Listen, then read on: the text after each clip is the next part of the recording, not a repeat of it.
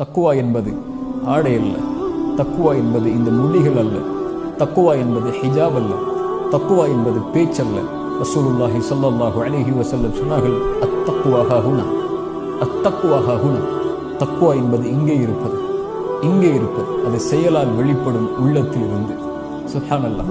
ரசூலுல்லாஹி ஸல்லல்லாஹு அலைஹி வஸல்லம் அதனால்தான் அல்லாஹ்விடத்திலே பிரார்த்தனை செய்வார்கள், அல்லாஹும்ம ஆதி நஃப்ஸி தக்குவாஹா, யா அல்லாஹ் என்னுடைய கல்விற்கு தக்குவாவை கொடு, வஸக்கிஹா அன்த கைரு மன் ஸக்காஹா, அதை தூய்மைப்படுத்து, அதை தூய்மைப்படுத்துவர்களில் நீதான் உண்மையிலானவன்.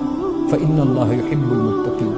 இந்த தக்குவாவை சுமந்தால் அறிந்து கொள்ளுங்கள், அல்லாஹ் உங்களை நேசிக்கிறான், அல்லாஹ் உங்களை விரும்புகிறான், அல்லாஹ் உங்களோடு தான் இருப்பான்.